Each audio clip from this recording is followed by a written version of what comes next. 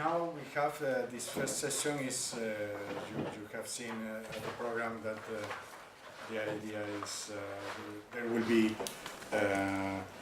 in the first session two paper presentations that will be kind of reminder because you have read the papers, but we want to put on the table the issues that we have worked in the papers. There will be two presentations. In principle, the idea was that the longer one was by the partner of the team, in our case me and Matías Zarlenga, and then we will have another presentation by Nikos Papastergiadis. But we will see if perhaps we will do that in less time than planned. I don't know, and we will have more time for you and then for discussion. That is the most important thing. Well, before to start, maybe we can present ourselves. Yes. Present.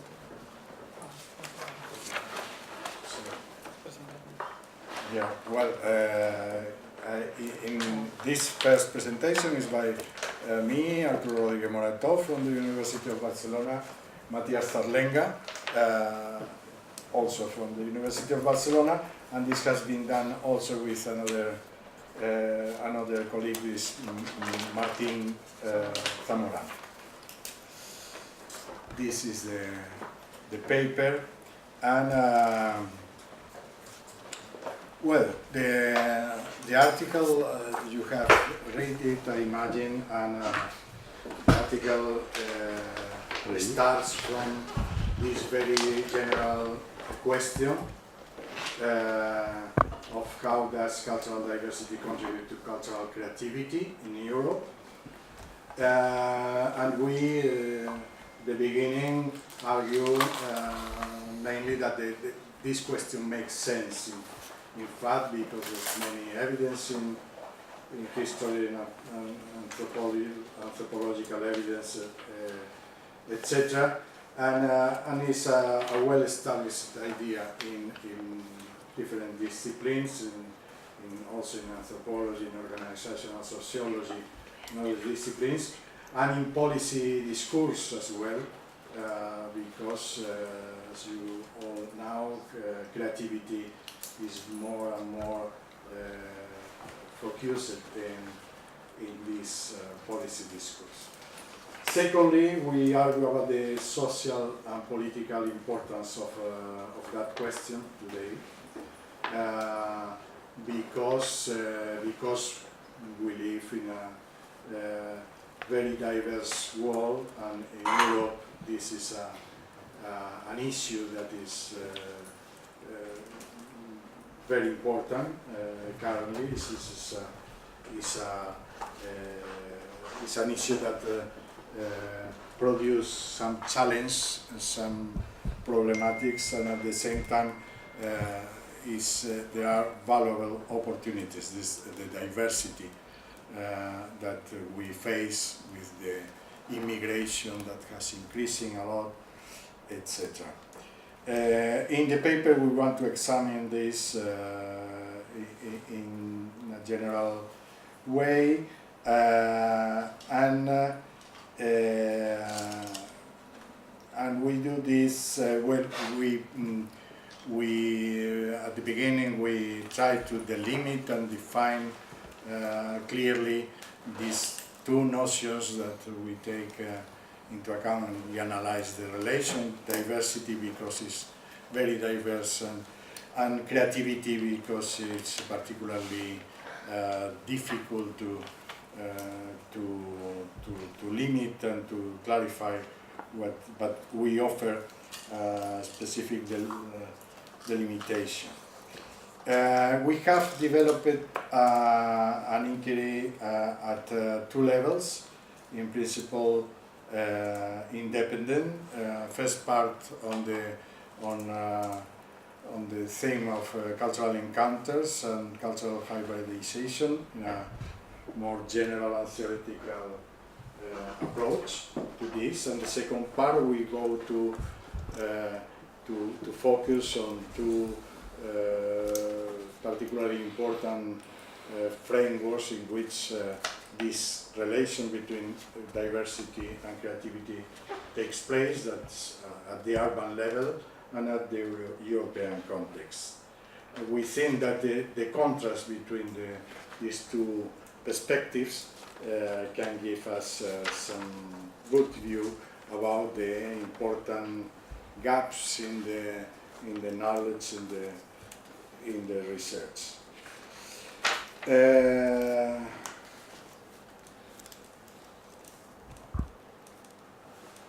We argue about in this first part, cultural encounters and cultural hybridization, we argue about the strategic importance of cultural encounters and cultural hybridization in the case, in particular, of ethnic diverse migrants in Europe, and the benefits that could follow from this link for the cultural sector, and also for the integration of this population in the general society. We discussed several perspectives represented by the three terms in the literature: the hybridization, creolization, and cultural translation.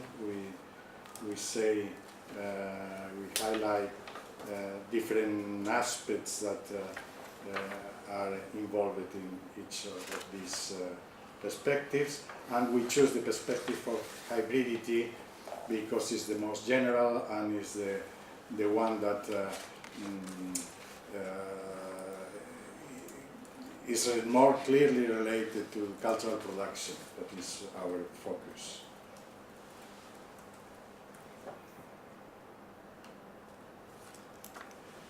Then we explore the conceptual frameworks that have addressed the analysis of cultural hybridization in the academic literature and in general in the intellectual world. And we pay attention to first kind of approach that are more descriptive, more interpretive, more critical, and focus especially on archetypes of hybridity, as in the case of well-known work by Canclini, for example, speaking about Latin American societies and others. And then we focus more on a second kind of approach that is more analytical and more universal.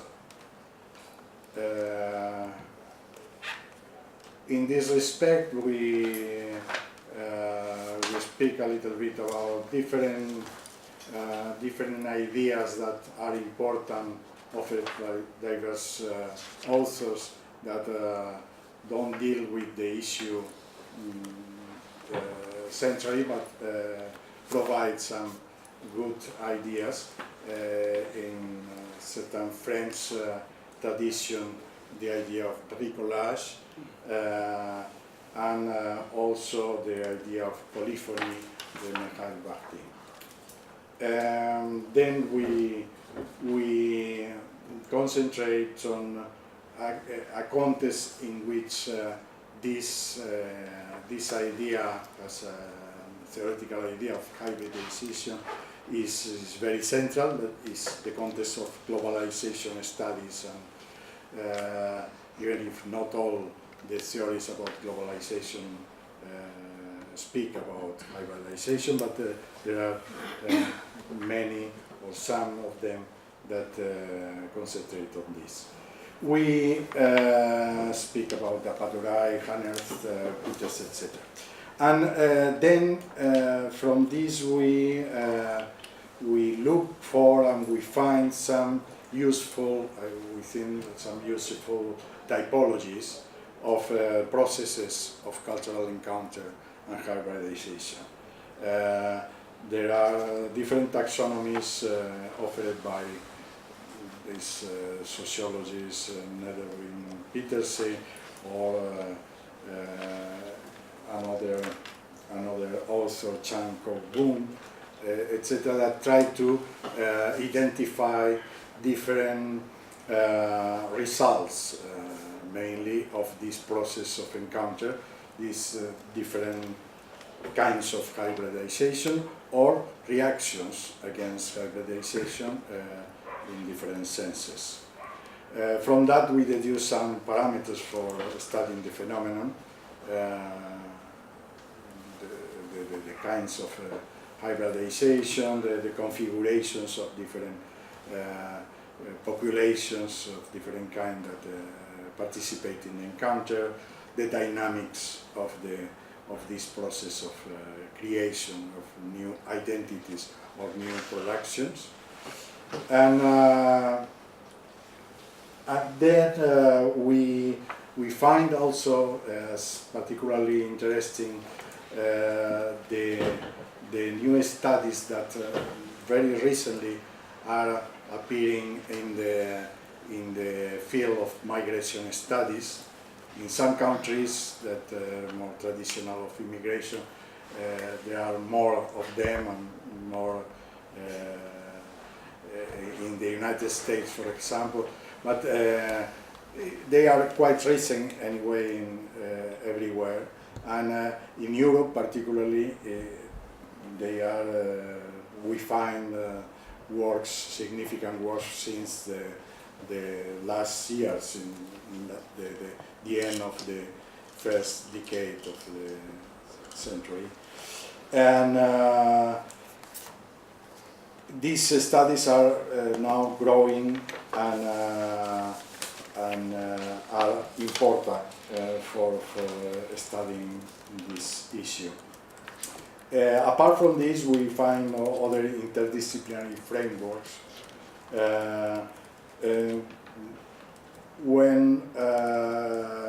where we find different, because in this, and this is something interesting in this case, that in this question of hybridity production, there are a lot of different literatures from the different studies, humanistic studies of different kind, that work traditionally on these issues, and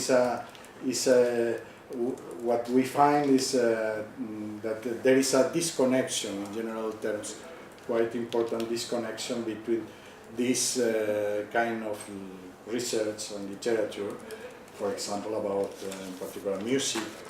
We refer in particular in detail to the case of popular music that is particularly telling, and in others where this literature analyzes in very textual substance the dynamic of this hybridization, to the contrast with these other kind of works that we mentioned before, of migration studies or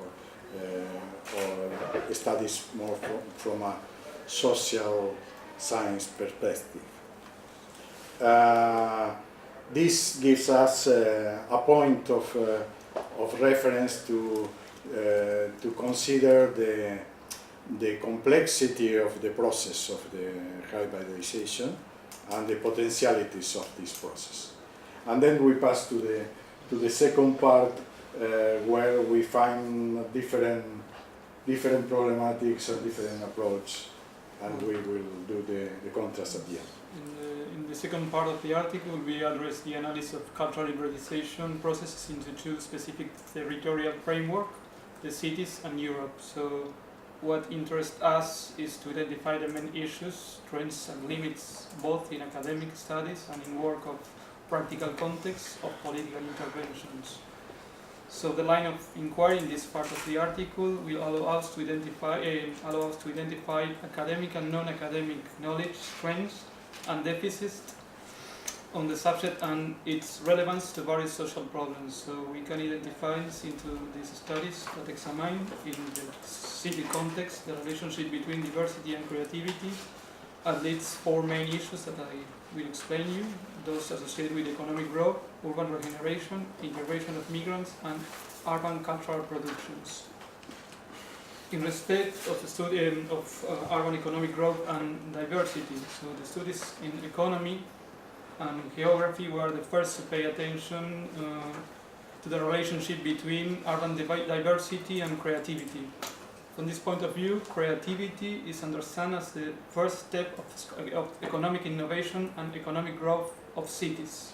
So this kind of studies, generally, understand diversity in terms of language, ethnicity, nationality, gender, and cultural difference of high-life skilled workers.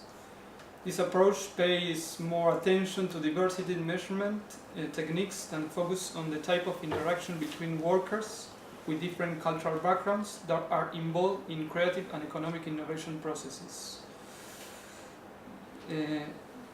So we can identify at least 2 main lines of thinking in the study of this kind.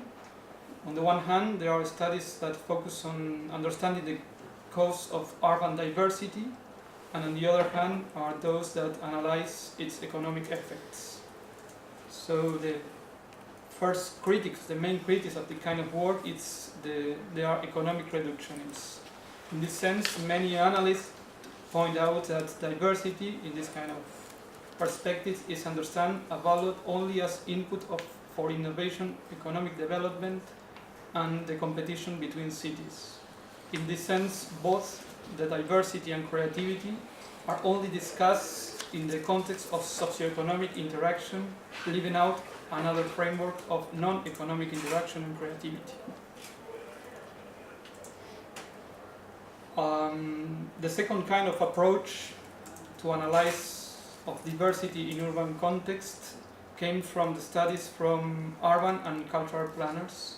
This kind of analysis understands diversity as a key element that defines the vitality and dynamism of the city or a neighborhood. From this point of view, urban diversity includes sociocultural aspects of the city's inhabitants, as ethnic, linguistic, sexual orientation, etc. Professional careers, which include activities related to the artistic, creative, and cultural life of a city. And urban amenities, which define the cultural offerings of a city: museums, galleries, cultural centers, tourist landmarks, and nightlife space.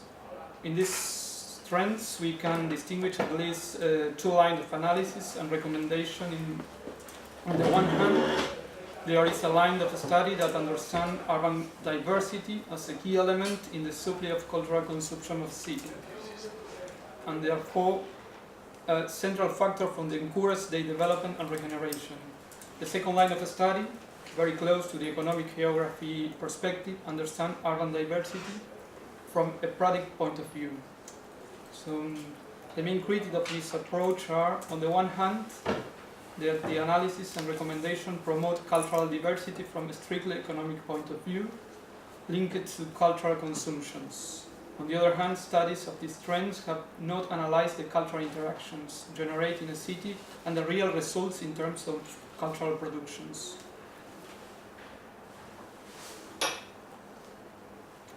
The third trends of inquiry into creativity and diversity in cities come from studies on migrations. Traditionally, these studies have worked on the impact of migration processes and mobility within the framework of inclusion policies and sociocultural cohesions. In the recent times, some intercultural studies understand that the best way to achieve effective policy of interaction is through cultural creativity. This kind of studies understand diversity as a sociocultural backgrounds, which includes national, ethnic, linguistic, and religious aspects of migrant populations. The main aim of this approach is to avoid forced interaction among different groups in order to reframe them in the context of specific objectives linked to creativity and innovation processes. So this approach is recent and has not yet been developed. However, we can already identify possible lines of approach and development of cultural policies aimed to promote different ways of migrant integration within the broadening of interculturalism and creativity. A clear example of possible line of analysis can be related to development of programs and activities that include participation of migrants in cultural institutions in order to produce and promote cultural innovation in publics and cultural actors.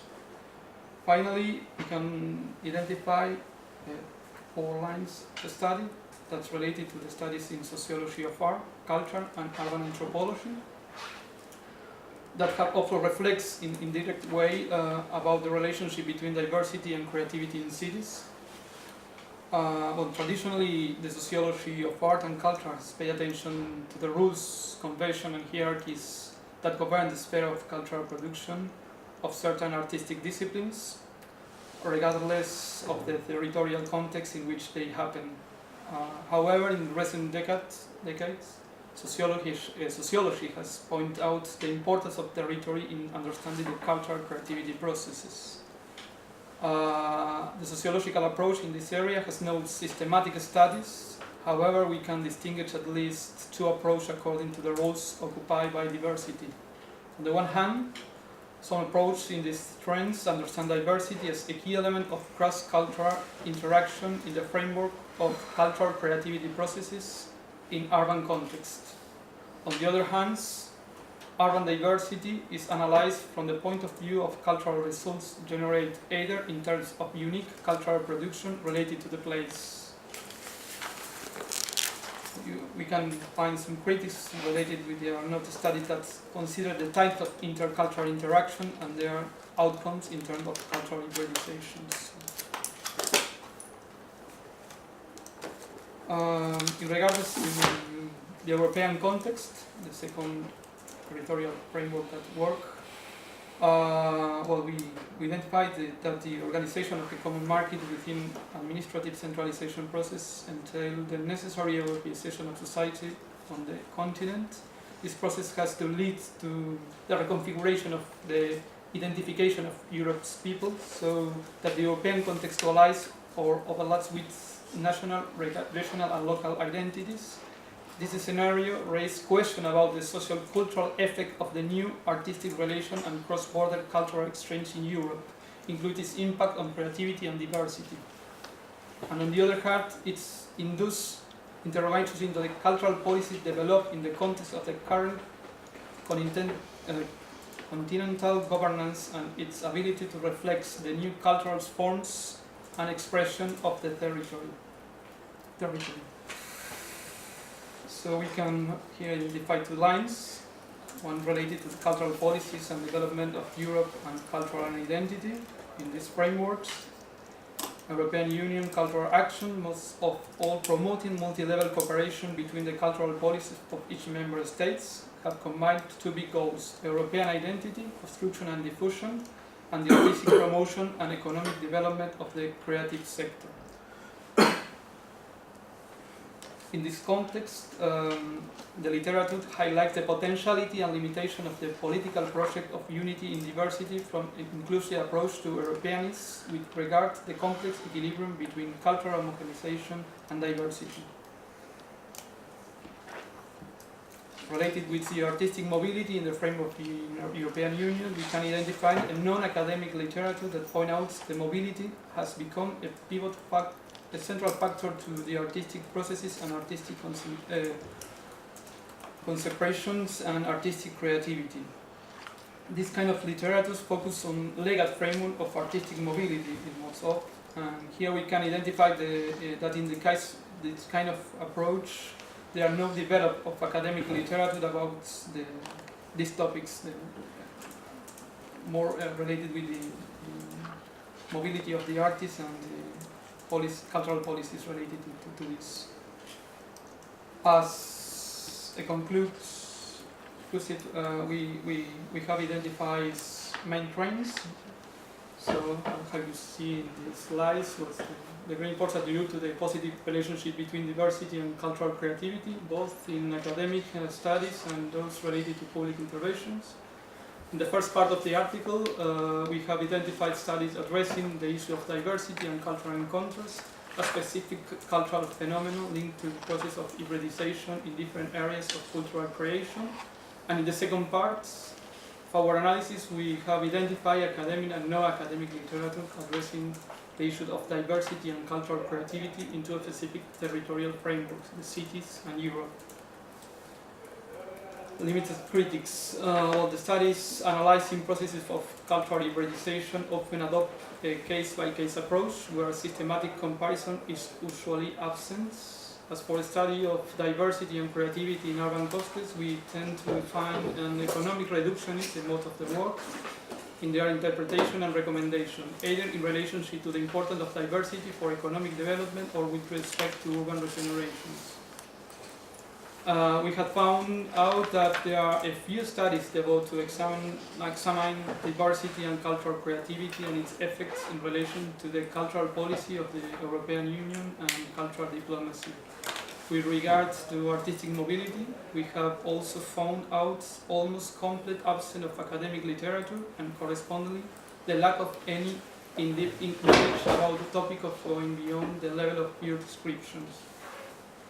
And finally, we have seen that the academic studies examined in the first part of the article are mainly focused on processes of cultural encounters taking place in complex social environments characterized by high levels of diversity, their configuration, dynamics, and especially on their effects in terms of hybrid identity and cultural production. By contrast, in the second part of our article, predominate academic and non-academic studies that analyze diversity and what it generates in terms of economic development, urban regeneration, social cohesion and mobility, in terms that are not intrinsically cultural. So the main deficit for us of knowledge regarding to the relationship between cultural diversity and cultural creativity in Europe lies in the distance and disconnection between these two kind of approach, the first and the second one, related to the creativity production and related to that creativity production in urban and European context. Thank you very much. Thank you. Well, I wonder if it is good to open some discussion now, or you prefer to go in this case, because probably it depends on the papers in each session. I find that your paper, in a different way, but address to some extent similar issues, but in the context, quite clearly the context of Australia, that is a very interesting perspective.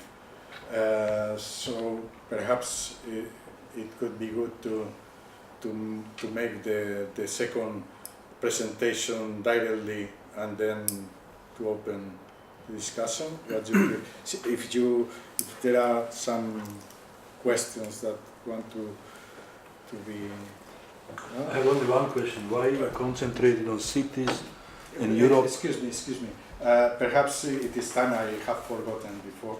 It is time that if you speak, you can introduce yourself, so we know. Karol Frujov, my name. I came via Res Artis, which is an umbrella organization of artists in residence worldwide. We have some 500 residences under our umbrella. Myself, I run a residency in Slovakia on the border to Hungary, and that is also the question, at the basis for my question, why you excluded the rural area. The main reason is, if an artist is going to artist in residence in London, I don't think has a big impact on the cultural life in London, or very few. If a guy is coming, or an artist is coming to Sturo, with 10,000 people living there, he has a very big influence on the culture in this small town, especially in the Green Park. Why did you exclude the rural area? Yeah. I think it's good to keep these ideas for the discussion once we have all the academic sessions first, and then we will invite you to move on these uses. Okay. It's a good question. But it's a very, very good question and a very good point for starting. Okay. think it should be better if you start with your presentation and then we start the discussion. If there is any question about this. I hope that we have time to discuss. Yes. Yeah, we are on time. We are very Yes, much because we have, I have read the papers, so I'll be brief. I'll be very quick then. Okay. And because I agree, the juicy bit is the discussion. And thank you very much, first of all, Arturo, Yes. for the invitation. And this is a fantastically interesting experience already for me, just to hear the structure and to read these very, very interesting papers. It's rare that I read a lot of papers and none of them are boring. So that was exciting. I had a long flight, so I had a lot of opportunity to read the papers, because there's a benefit. But the downside of having such a long flight is that I also reread my own paper, and it's full of mistakes. I mean, of course, but there's one terrible mistake. There is a sentence at the beginning of the last sentence that says this is to say that the fictive text is a direct isomorph of the social context. No, what I'm saying is this is not to say the word not disappeared. So I'm not saying that fiction and reality are isomorphs, but they are in a creative tension. And I would like to come back to your point about residents. I think this is a phenomenal. There are some rural in Australia. Yeah, I know. Even in the jungle. I've even spoken at your conference. And my paper has 3 parts. The first part is quite polemical, and it refers to the ways in which multiculturalism has had a different life formation. In the 1970s, how it came to being in Australia, not as an invention of public policy analysts, but primarily as a product of the activism of migrants and also of some academics and figures who were migrants or second generation in Australia who were active in the public sphere. So it was more of a ground up and top down development. So that's an important point to stress about the difference between how it came into being and why it still exists in Australia today on the ground in a far more complex and dynamic way than it actually exists in the rhetoric of the public policy or political discourses of the federal levels of government. So when Arturo talks about levels of disconnect and distance, Australia is almost schizophrenic in terms of the way in which multiculturalism is almost invisible at the level of national discussions now, but has become much more fundamental and constitutive in the actual productions of cultural encounters at the ground level, the kinds of hybridizations that you guys have been talking about and looking to track. So that's an important phenomenon to address. And so, in a sense, my polemics here is a polemics of why the term has disappeared at that meta level, and why it's been discredited or seen as exhausted and as a failure, which, you know, all the politicians of the world, from the centre to the right, have made a claim. In Australia, that change happened very early on.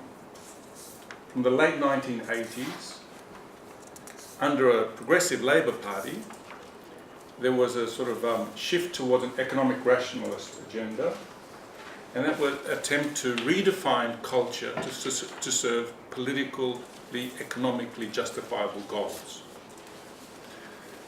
From that point on, we see how multiculturalism therefore becomes no longer just about cultural discussions about national identity or civic platforms for equality, but rather a tool for ensuring the competitiveness of the state and the nation and the society in a globalizing world.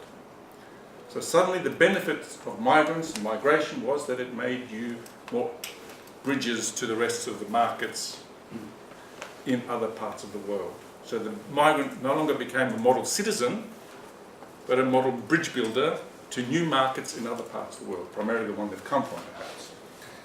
So there was this new consensus as to how to justify the validity and value of a concept.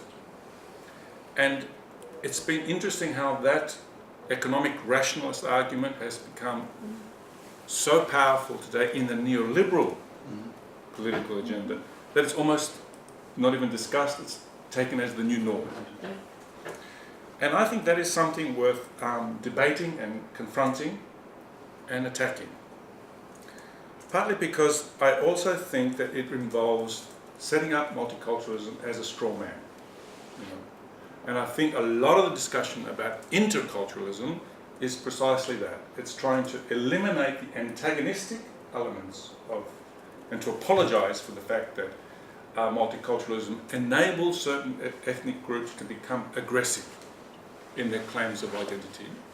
So the interculturalism debates, in my view, say let us be polite about how we all serve cohesion rather than how we enforce or encourage difference.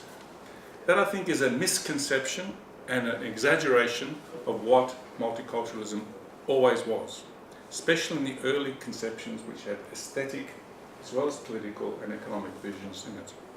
That is that multiculturalism was never meant to be just a protection of and preservation of a discrete, definable, defendable identity. Therefore you have to protect it like a little bottle, keep the lid on so that it doesn't spill, right? It wasn't that this culture was here and we have to look after it. No, multiculturalism was about the opportunity for minorities to enter into the public sphere as equals, in not the preservation of their difference, but their capacity to shape the common, so that they can enter into what could be a debate about what should be common. And that I think has happened more in the, not the public sphere now, but in the public cultural sphere. This is Jim McGuigan's term. And so I think these are important terms to stress, and that this has produced a sort of real radical challenge for the way in which we think about belonging and identity, and a real challenge. And I also like to take the opportunity to report to you that we've just completed a project in Australia, in the final phases of completing a project in Australia, which is very similar in its structure to this social platform, where it had partners with the sector and with local government, state and federal government. And what we found when we did the research on the ground, in contrast to the rhetoric and policies above, was a high level of productivity, a high level of engagement, much higher levels of interaction and hospitality on the ground, and therefore a much more genuine capacity to engage with issues of cultural difference, especially amongst youth. And so that, in a sense, we have the production of model citizens, but at the same time, as while these people want to fit in more, they don't see themselves as part of the nation anymore. They define themselves through communication networks which are horizontal and transnational, and therefore much more cosmopolitan. So this produces a new challenge, I think, epistemological challenge, about how we understand multiculturalism vis-a-vis cosmopolitanism. Traditionally, these things are kept separate. Multiculturalism for the settlement of people, cosmopolitanism for the abstract conception of the world through artistic and aesthetic or political concepts. Now, I think in terms of everyday multiculturalism, there's a new level of convergence that's happening there. So this has produced a whole series of methodological challenges. And to try and work our way through that, we've sort of noticed, as Arturo has also pointed out, that the conventional ways in which multiculturalism is studied is either you have sort of liberal theory, political philosophers looking at how liberalism includes ideas of individual and collective rights, and then tries to apply those theories or extend and refine those theories in terms of cultural policies and everyday practices. Similarly, in cultural studies and sociology, we see how ideas of diaspora were there to have been expanded and redefined because ideas of ethnicity and race that were previously there were seen as inadequate or unproductive. And that is often done in, as you also mentioned, by using theory and text as a sort of creative interplay. What is lacking is a more integrated approach that combines quantitative and qualitative, empirical and theoretical work that can both zoom into the details of everyday life and then zoom out again and see the macro picture and how that's been represented either in policy or in big works of art or fiction. So we've tried to develop a methodology that incorporates the critical feedback from all these approaches into a new integrated approach to sort of try and do that. Now, don't have the opportunity to outline all the findings that our research projects have produced, but there's half a dozen journal articles that we've generated and now a book that we're in the process of putting together. So I'm happy to circulate them at a later point if that's relevant or interesting to anyone. But I just thought I would end with a little short text that I was writing just a few weeks ago, which is a critique and an evaluation of a text by a novel by a good friend of mine called Christos Tsiolkas, who is one of the most acclaimed authors in Australia. He's written a whole range of books and essays. He's very popular. He wrote a book called The Slap, which became a bestseller in about 20 different countries, and all these TV movies made around it. But what is interesting is that throughout, from his first novel to this most recent one, there's an interesting sort of allegory about the life of multiculturalism. The first novel was called Loaded, and it was about a young man who wanted to leave the ethnic ghettos and conquer the metropolis. Of course, he discovers that he can't leave behind the identity he wants to break out of, nor does he find a place at home in the metropolis because of the racism and hierarchies that are there. So there's a sense of frustration that he's alienated from both places. His next major novel, which is called Dead Europe, takes a similar character, and rather than journeying out of the ghetto into the metropolis, this character goes to Europe, because his origin is from Europe, and he wants to investigate his roots to see if he finds a place for himself in the place from which his father's ideas of enlightenment and equality and his mother's ideas and experiences of a sort of the chthonic, the supernatural, the dark, feudal vision of peasant life, where they originate, and to see himself in those worlds. What he discovers, of course, is that the oppression and hierarchies and exploitations that he was trying to escape from in Australia are even worse in their manifestation in Europe, and the novel develops this really dark, demonic worldview that's developed through a zombie trope. His most recent novel is called Barracuda, and it's the story of a young Greek boy again, who's half Greek, half Anglo-Scottish, and this boy tries to make a success of himself through swimming, through his bodily strength. But even though he gets very close to being a superstar, he fails and then has this traumatic collapse, and then eventually rediscovers himself through a journey of self-reflection and communication with other people whose bodies are disfigured. And then he, in a sense, finds redemption through an interpersonal and cosmic definition of virtue. Now, this third novel, I think, is profoundly interesting in the way that it represents the ideology of political progressive thinking. It does it by saying that the central character, Dan, feels no connection to people who talk about things that are politically correct. Even though he doesn't disagree with the content of what they're saying, he finds the vocabulary to be remote from experience.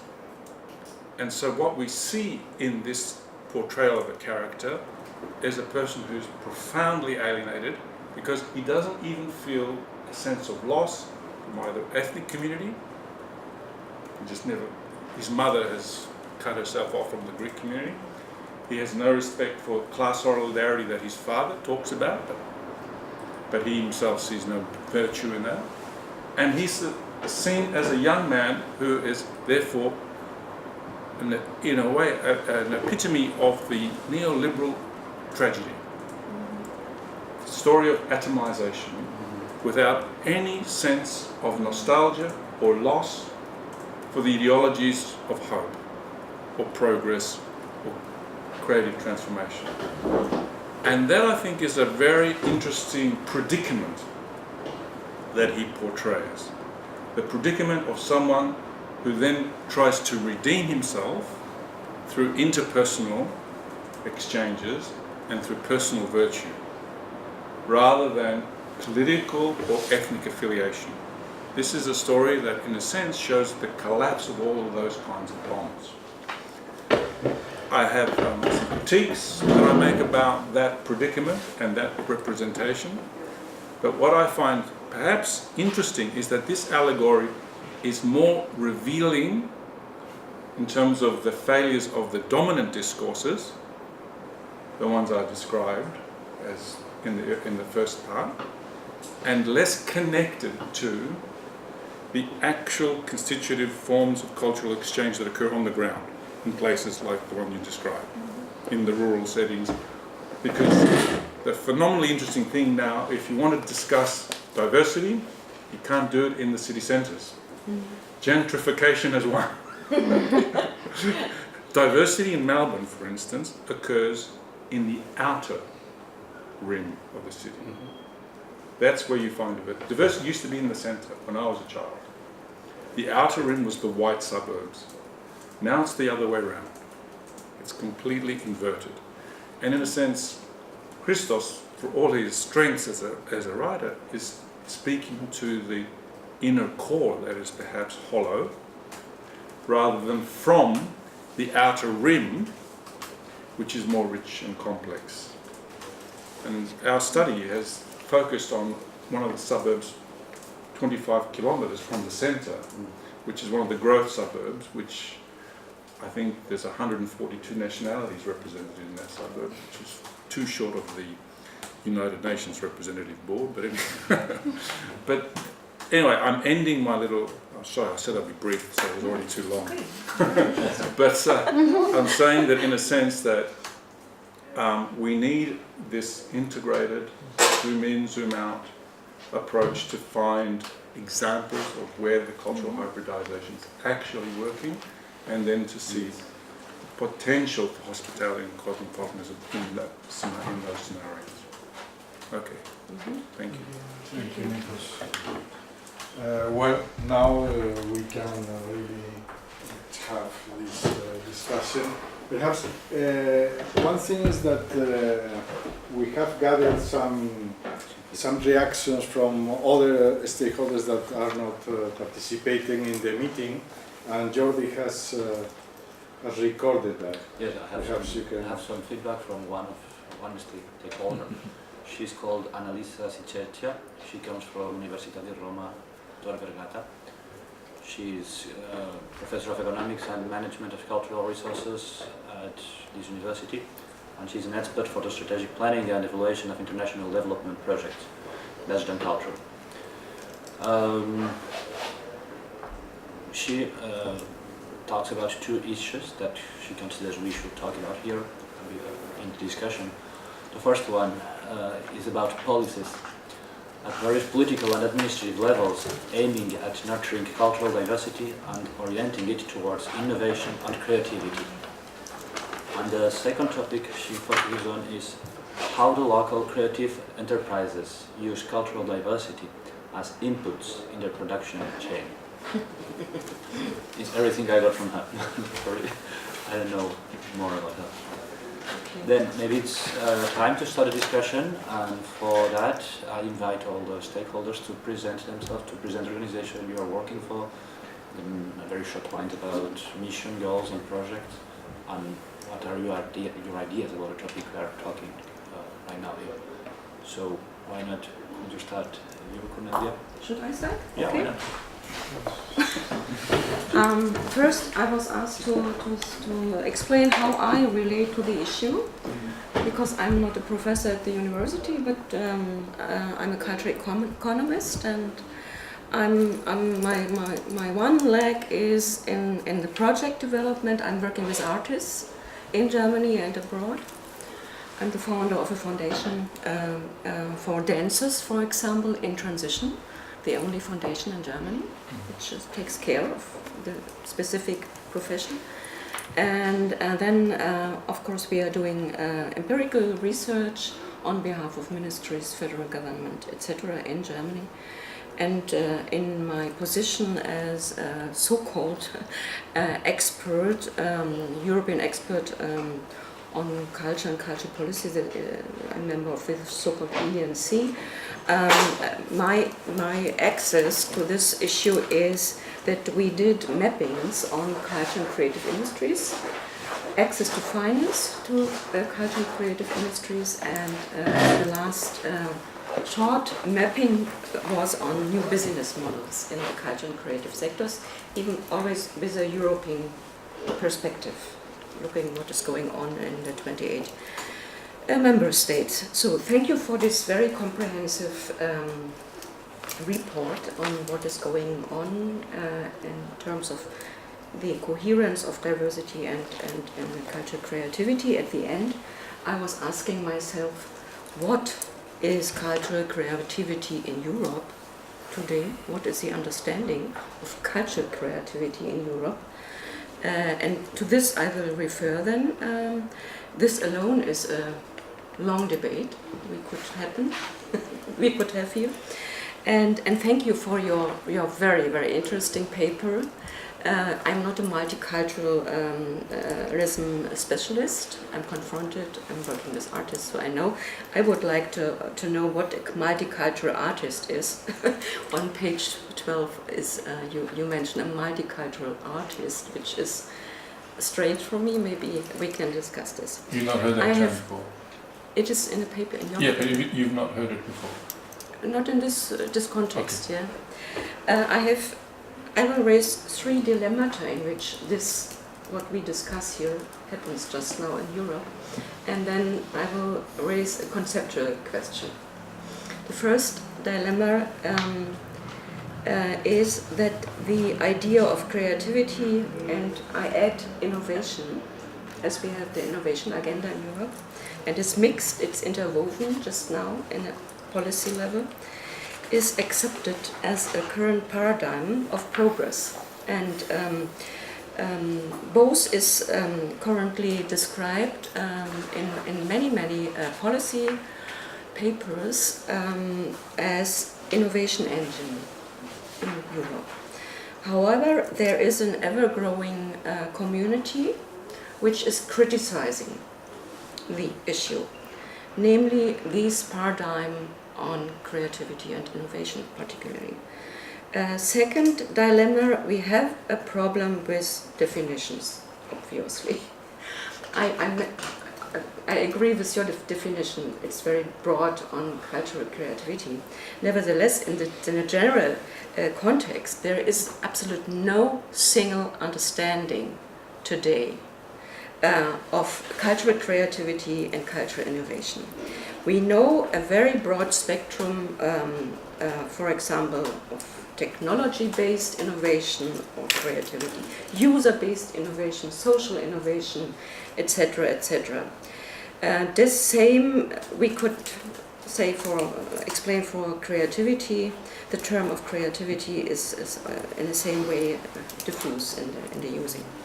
Third dilemma, when it comes to the culture and creative sectors, the understanding and the concept of creativity is still lesser developed than in other sectors outside the cultural and creative spheres. And this, of course, is a problem. And one main question to this finding seems to me how to bring in the culture and creative sector discourse into the generic schemes aimed at promoting creativity. This is just a trend I'm concerned of. And in this context, a relevant question is how can public institutions and private corporations provide spaces in which radical, innovative thinking can flourish. This is a challenge. We are confronted then with a broader conceptual question. I mentioned this is my last point. I found references in the papers to what I would stress here, namely that today in many, and I speak for Europe, in many European states, government policies promote neoliberal, as you mentioned, theories based on the idea that competitiveness is force creativity and innovation.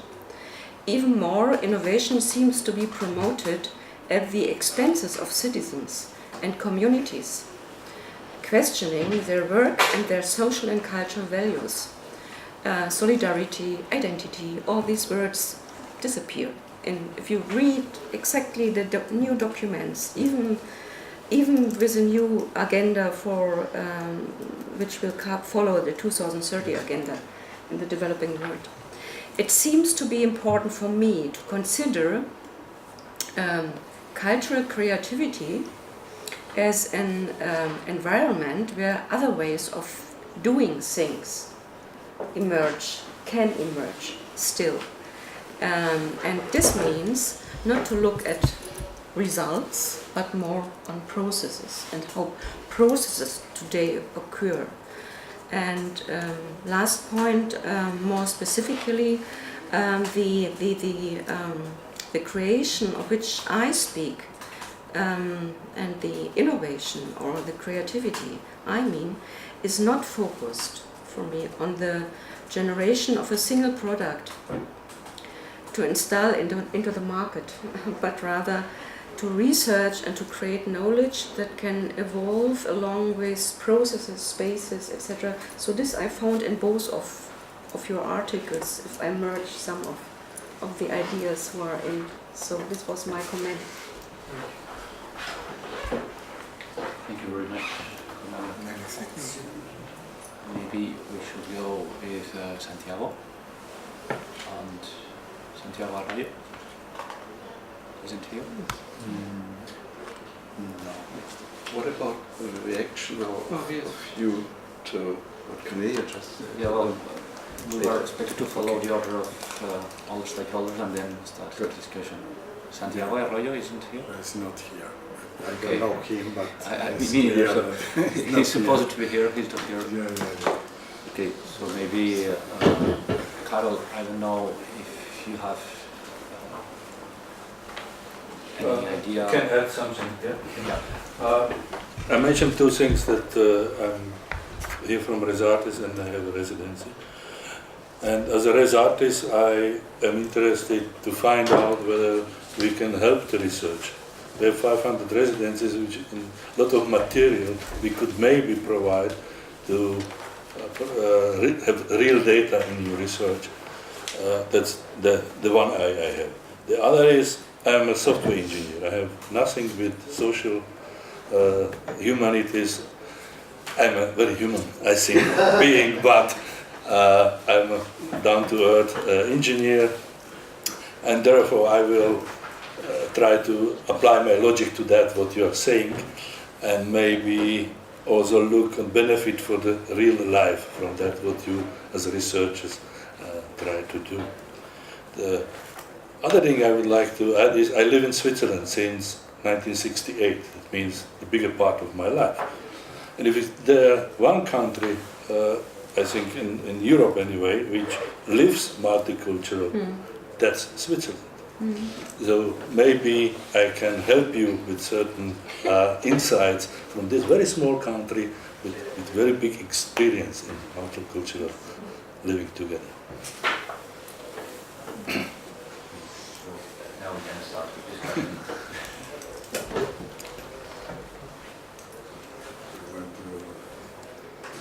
also something? Response, comments? Sorry, your name is? Cornelia. Cornelia. Yeah, I'm from Berlin. I missed German. You asked about what is a multicultural artist. Sorry, I should give more precise definitions, but your point about definitions is really, really interesting in terms of the relationship between art, creativity and institutions, and the constant evolution of the latter rather than the assumption that the former has to fit into the latter. And I take a view that institutions are evolving formations rather than concrete and fixed and static. But I think there is a problem because the advocacy of what is cultural creativity has rarely come from the real producers within the sector. It's become often by advocates who are at a distance from it. And as a consequence, there hasn't been enough engagement, perhaps with the people you work with and the people you also work with. Those two worlds are not as connected as they could be. Let me give you some examples. The word multicultural artist has got a mixed history in Australia, and I'm sure as it does in Canada. It came into being in the late 70s, early 80s, when the institutions that were there to fund the arts almost entirely ignored and missed the value of artists who didn't come from an Anglo-European, Eurocentric worldview. So the canon that was dominant in Australian art funding reflected the Eurocentric definition of what is valuable, and as a consequence, migrants or artists who were from different cultural backgrounds protested and argued against that bias. And one of the institutional responses when that bias was revealed as not just a complaint but actual something of substance was that they set up separate categories for funding from artists of non-English speaking background. So it enabled artists, it labelled artists as multicultural artists. Those artists didn't often like that label because it made them look like second-class citizens as not real artists. But nevertheless, it helped redefine the parameters of what the funding agencies needed to look for and the measurements by which they needed to evaluate the quality of an artist's work. Suddenly they had to have a wider cultural reference points, new peers to evaluate, a wider perspective as to what are the dynamic forces in the production of contemporary culture. So on the one hand, there was a lot of resistance to this category because the artists who got that funding and were labelled as such often resented this category. And on the other hand, there was also fight back from the dominant sector saying, why are we cutting up the cake into ever smaller pieces? It wasn't like there was more cake to eat because there was more multicultural artists that were previously ignored, but it's just that there was a cutting up of the existing cake in a sense. But now it's almost disappeared as a cake, and it's rarely used. There are some agencies, mostly at the state level, not at the federal, that support that, like the Victorian Multicultural Commission, which supports artists from ethnic backgrounds or diverse backgrounds or other labels. So that's where that kind of category comes about. But I agree with you. We need to be very careful and take a much more active role in the way in which policy is being defined, because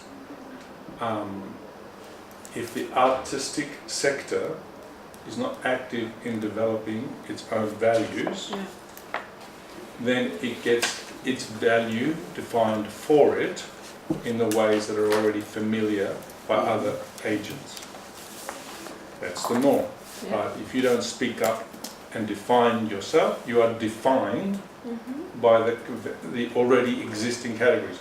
So, of course, we know that today the neoliberal agenda says, well, I can measure success in terms of ticket sales, I can measure success in terms of tourism impact, I can measure success in all these other economic categories. But when you say, can you measure success in terms of wonder, care, curiosity, hospitality, well, you say, well, how would you measure that? And if it's intangible, do you ignore it? Or do you find other narratives for articulating that need to complement the economistic categories? So I think this is an interesting phase in terms of policy, in terms of how, and universities have the same problem, how do we measure our value? Is it by how many students we get, or how many citations? Is it in physical terms, or monetary terms, statistical terms? Or is it or are we to go back to very traditional ideas about pedagogy and talk about, subtle differences and their ongoing influences? Yes. I would comment also that I agree completely on this perspective, in the sense that certainly, and I think that in the next session we will go again to the same issue, because this question of the discourse, creativity discourse as a paradigm for cultural policy is very much in view and very much criticized, with good reason, I think. And it is certainly at a, as you say, at a clear, important distance from the. Is a strange fact that that this policy has been developed nearly apart from the cultural sector itself. And but I think that there are many important aspects, and there's an important truth in this idea.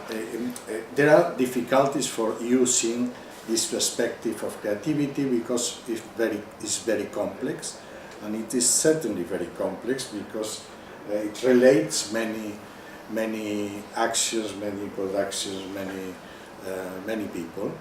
But at the same time,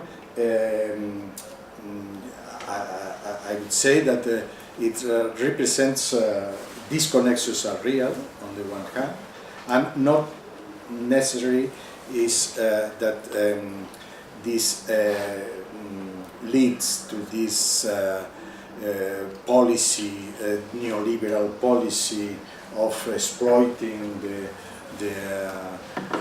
this level of creativity and culture for only economic results or interests.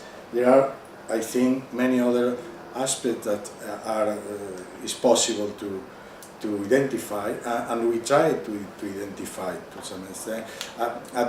It's a different approach. For example, if we try to analyze this relation between cultural diversity and cultural creativity, and we focus, for example, on migrants that produce,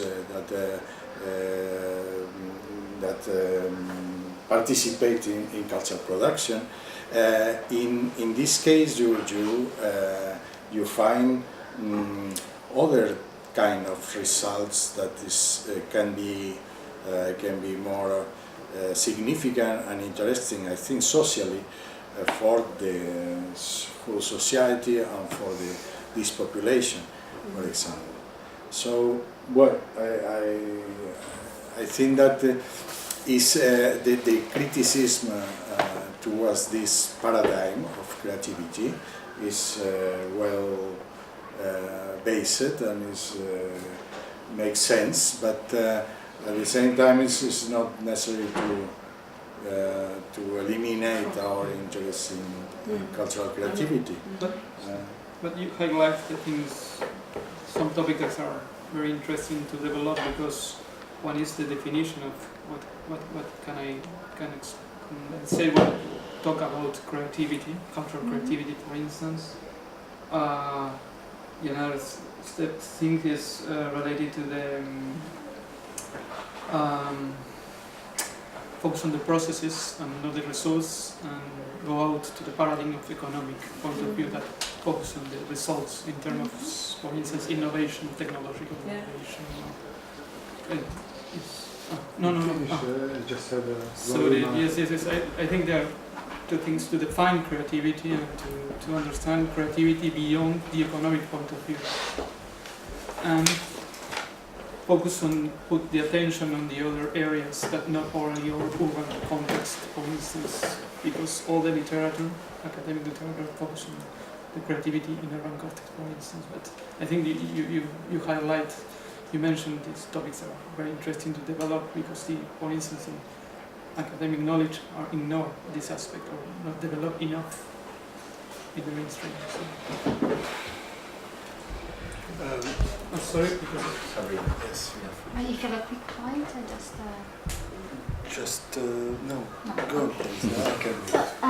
my name is Sabrina Marchetti. I'm from the team based in Italy. It's the first time I participate in one of these meetings, and the team I belong will work on the issue of cultural creativity and inclusion. So we have an expertise on migration, racism, and all of these. So it is a bit from this standpoint that I found very interesting one word that Cornelia said. She said, radical. How can we create a space in which radical, innovative thinking and creative, cultural creativity can take place? And this radical is essential, especially when we talk about artistic expression, which by definition is radical, is transgressive, is breaking the boundaries, etc. And in the moment in which you break boundaries from the point of view of inclusion, you are excluding someone, you are offending probably someone, you are touching on the sensibility of someone, you are breaking moral norms. And then comes censorship, comes the request of taking away artistic production. This is especially so in this time in which public art is so popular, street artists are very popular, and municipalities, because this is at the background, I can imagine of many of us sitting here, that municipalities finance art to be publicly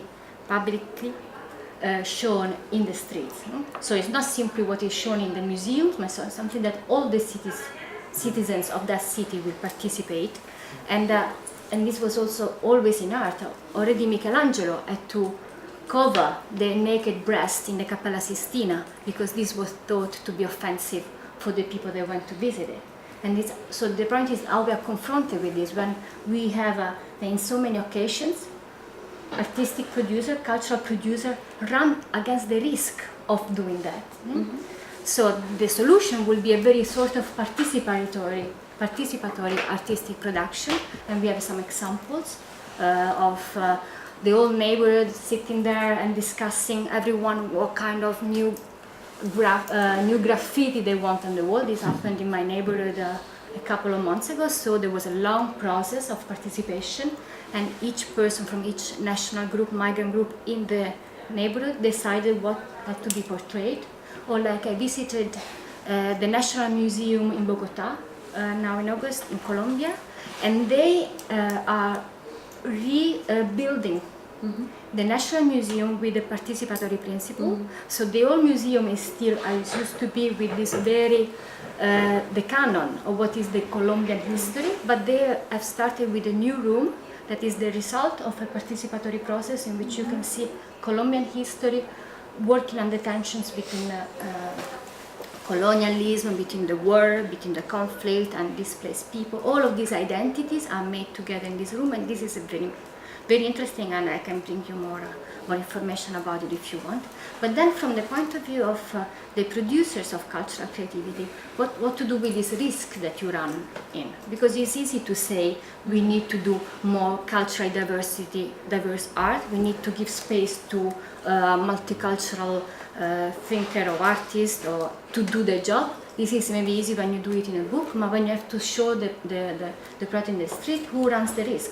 Then you have some galleries or some artistic foundation can have the money to run that risk, and maybe they even become more popular because they do something very problematic, very that is then raising a scandal and everyone is writing about it, and you have smaller galleries that cannot take that risk. So this is in the end what we are talking about, no? So I think that from the point, I'm not working in this field, but I think that from the point of view of the people working every day in this field, you really need guidelines on what is in quotation mark, offensive, what is illicit to do, and if you do it, what are the consequences. I have some information I was looking up on this exhibition that was in Sweden last year, and it raised so many scandals, so many disputes, that then you need to have a press office that is going to take care of answering all the emails of the people that are going to write you. Was still worthwhile to do this exhibition?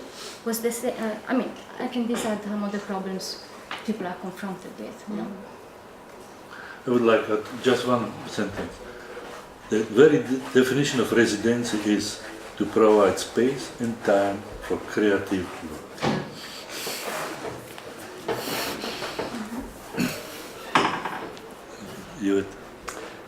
Thank you very much.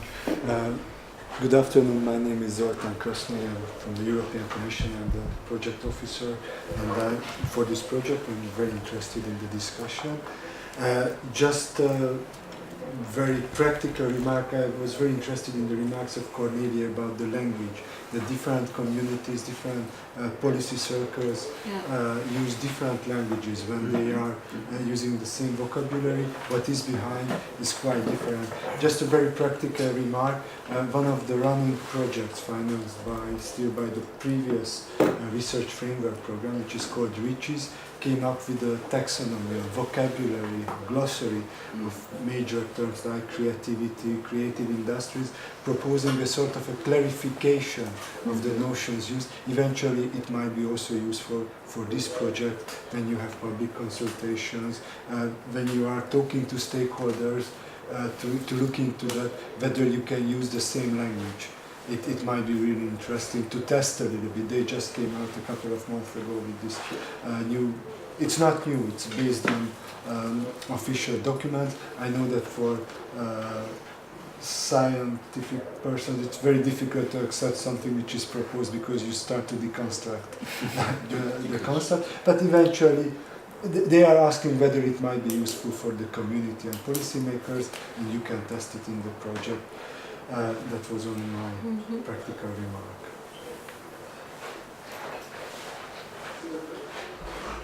I try to limit my contribution to a few words and sentences. My name is Volker Kirchberg, and I will actually give the presentation after Philip gives his presentation today.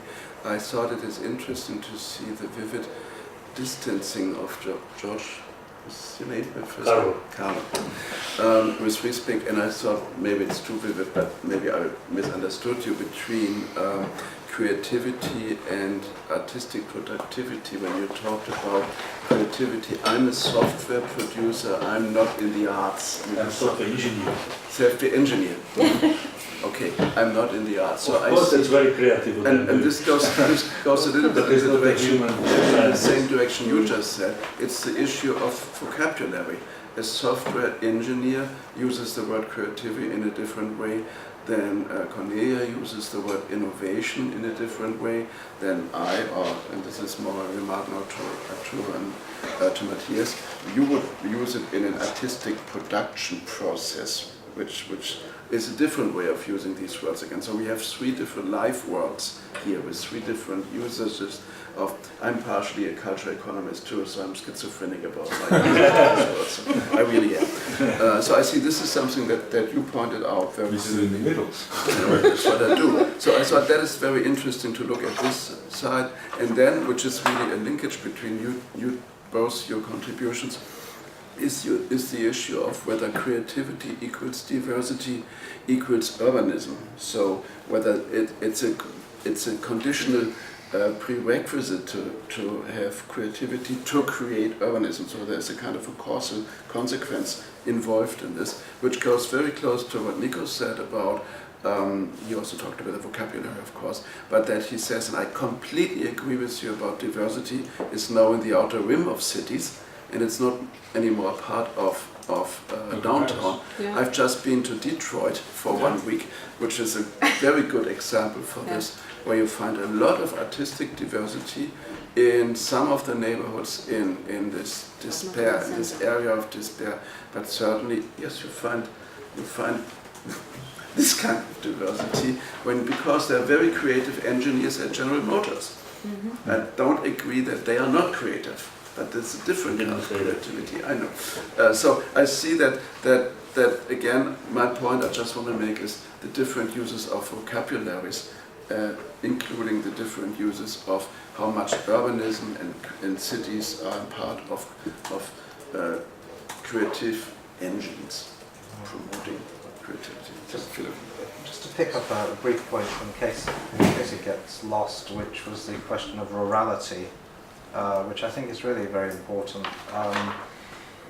It's an interesting policy question in the UK and not least in Scotland, because underlying the possibility of, if you like, creative work in the rural areas is the question of connectivity.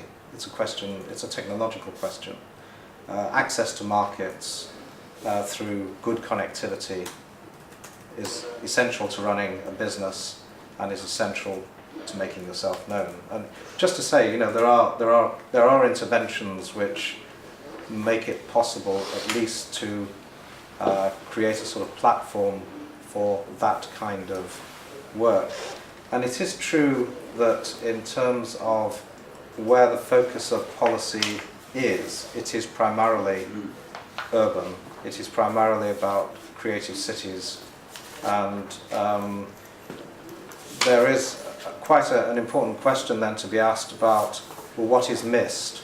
I mean, I think the description we just had of what is on the edges, might be called peri-urban perhaps, or something like that, or certainly not at the urban centre, which might be the place where you would expect it. But then, there is yet another.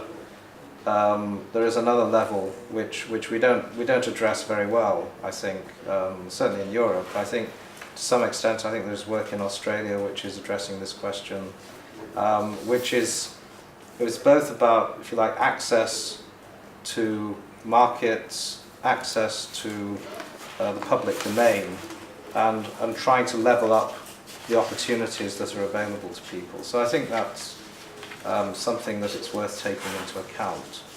Just to leave it there. Person. Lady.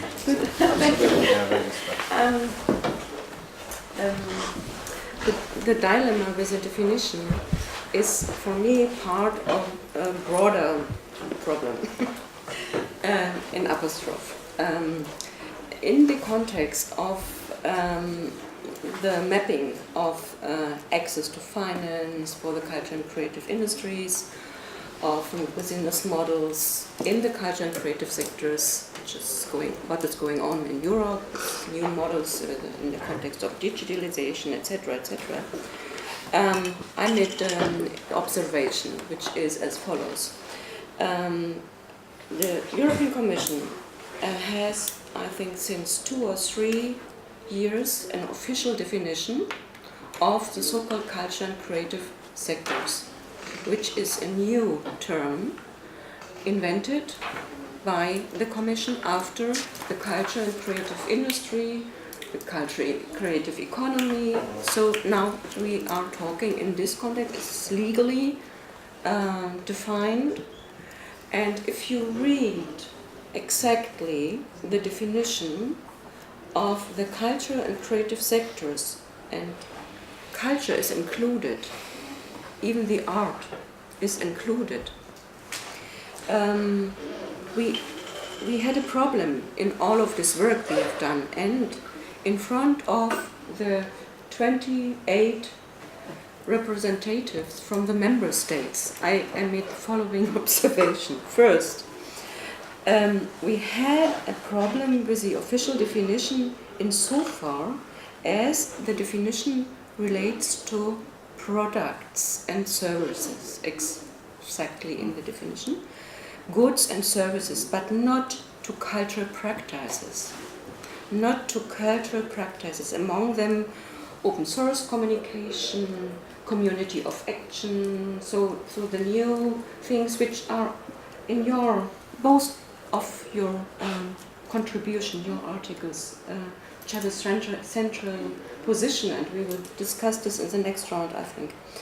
The second problem we had in this context, discussing the issues, the challenges of the culture and creative sectors in Europe, in the 28 member states, was that we have traditionally and generically a French Latin model of culture policy. We have still an Anglo-Saxon model of culture policy. We have the federal model in Germany, in Spain, etc. still. Or a mixed post-communist model in the Eastern European part. So, and this, of course, has consequences for public support, for private engagement, for the system in which all of this happens, we are talking about. And how diversity and creativity is understood within this different, not only neoliberal context, but policy, culture policy context, is so differently. And even the mainstreaming of creativity within these different policy contexts we have, I only refer just now to Europe, is something we have to deal with. Huh? This is one dimension of what the research you have had screened, reflected, offers partly. Yeah? But of course the gaps you have mentioned also. Yeah?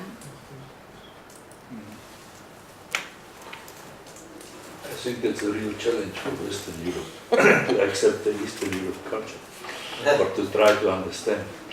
And I am born there and I live here, so I could be a bridge builder to a certain extent. But there are differences, I think you pointed out very clearly. Yeah. They're really good points you raise about the instrumentalization of culture. Yes. Right? To try and translate culture and creativity to goods and services is already to try and sell it's short of its actual essence. Yes. That's the first problem, is you lose the whole thing by trying to put it inside that box. And I guess that's why there was resistance, as you said. Interestingly enough, and I want to come back to your point about networks. I did some interviews with two of the founding figures of multiculturalism in Australia. One is a man called George Papadopoulos, who was Australian born of Greek origin. He was a lawyer, and he was an advocate for multiculturalism in the 70s. He was one of the pioneers. Another one was a Romanian born, Greek origin, New Zealand educated poet who became the first ethnic arts officer in the late 1970s in the Australia Council, which is the major funding body. At the end of their lives, they both, this is not the end of their lives, they're still alive, but at the end of their working lives, they felt a profound sense of disillusionment towards multiculturalism and cultural policy in Australia. And at one level I said, but you're success stories. You've made a change. You've made impact. You've changed the policies. You've widened the horizons. And they said, yes, we did this, but we still feel empty. And I kept probing and probing because I couldn't find actual words to describe their melancholy.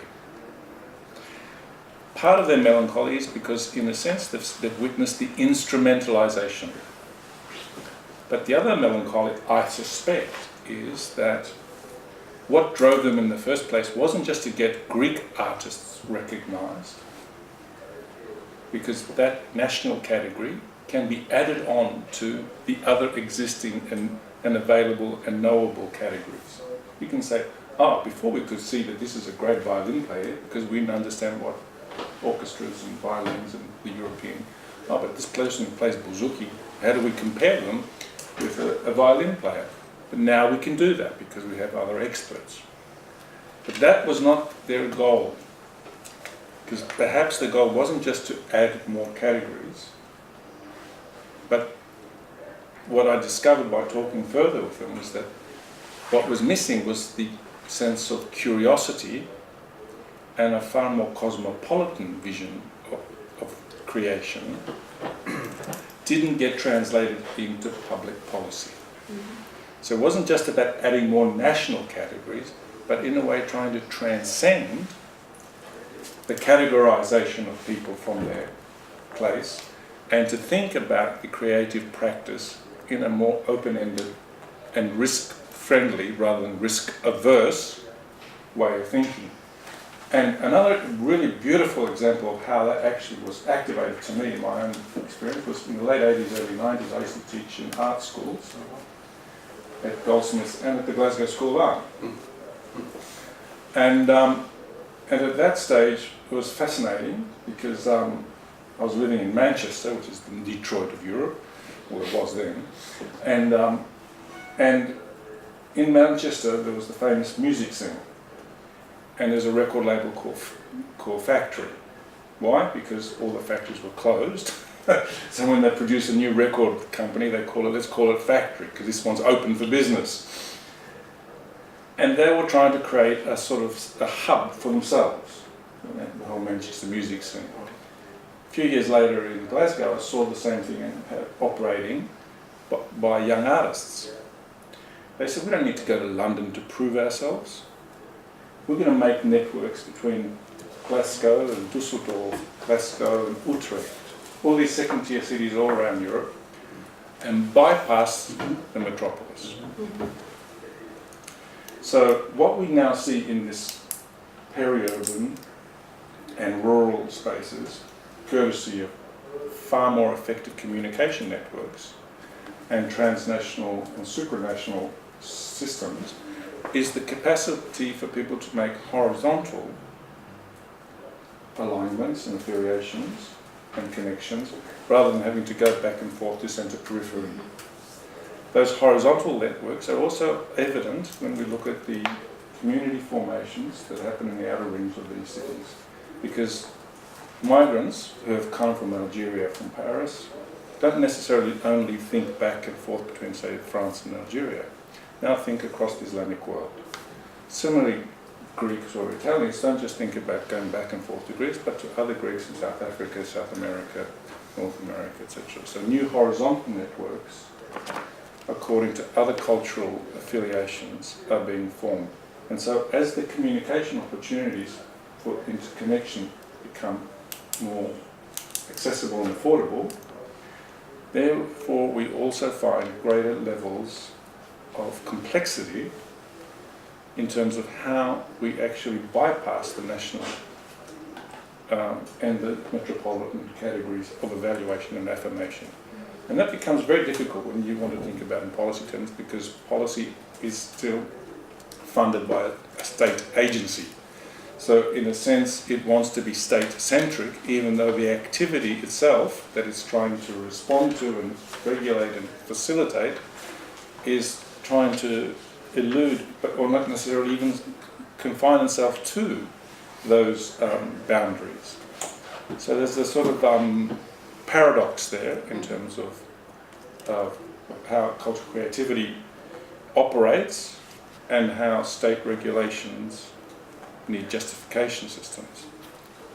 Could I just come in on the back of that? I think that, you know, there's a lot in that picture I'd agree with. I think the way states now characteristically think about that lateral spread, if you like, is in terms of markets. Yeah. So I think, you know, this takes us back to what is at the core of intervention, which is in order to, you know, in a way, perhaps there's less understanding of the exploitability of those kinds of connections than there might be, but states can accommodate it by focusing on how you get effective market presence seen as a return to the national economy. So Yeah. I think that's, so it's, yes, something eludes, but you know, there's also an understanding, I think, that these trails actually can be profitable, which is, I think, the dominant thing that is of interest. And I don't want to sort of preempt everything I have to say, but it's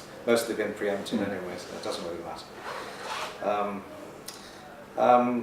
I think the second point, really, in relation to what you say, is that the lateral connections between second cities or something like that is undoubtedly important, but certainly if one looks at the UK, the kind of the lodestar making it through prizes coming from London, if you like, still remains very important. So I think, again, this may, you know, maybe one of the things we need to look at is the distribution of cultural power. In the UK, it's overwhelmingly concentrated in one place. So the successful Glasgow artists that you're talking about, you know, got the Turner Prizes, which of course are awarded out of London. You know, so that's the kind of the key stepping stone that raises value. But they got their recognition first. They got their recognition first. No, you're quite right. I mean, there's an autonomous art scene which is extremely strong. It's not the first time that's been the case in Glasgow by any means, but it, you know, it has embedded itself, and I'm sure that's true in other places. And similarly, actually, with the music scene, which is very autonomous, and also has been a stepping stone for bands, for example, to achieve international prominence. But I guess that does seem like a really interesting way in, you know, an interesting question that we could pose for ourselves, you know, about, if you like, creative cities and other spaces, actually, to go back to rurality, but also thinking about it in terms of different configurations of power, cultural power within national spaces and actually within the European space. So that, you know, because we're supposed to be trying to problematize, and that might, you know, seems to me that would be a very productive outcome of this discussion, actually. Okay, I think that we passed 10 minutes from the time, and we will continue. Did I take you? I just want to mention one come thing, on. Arturo, just one thing, because Philip mentioned this. I think it's important to look at these second-tier cities that you just talked about, and it is important to look at the art genres. So music, for instance, there's no, put my little advertising thing in it. I mean, we wrote a book about music cities in Europe and the world with Tony Bennett, for instance, in Australia, and some other people, where we discussed exactly the issue of music and the development of creativity in the music field, in the pop music field, all over the world, which became quite fascinating to look, especially at not Tony, I'm sorry, Andy Bennett's. Andy Bennett, I just thought, this is typical. Andy, I'm too tired. Andy Bennett, who wrote this piece about the significance of peripheral cities like Perth in Australia, like Seattle in the United States, that become so important for creative music production, more productive than the smaller cities. Now, my real contribution, I will just stop it here because obviously I don't have time to really talk what I want to talk about, because I'll talk about it later. We've got to have something to say, we've got time for it. Okay, so thank you. I think it's very productive, and we can continue now because it's very connected the following presentations. Maybe in the next, because I think in the next session we continue and focus on some issues and problematic that's amongst peers. We'll resume the session at 6:15. Okay? Excellent.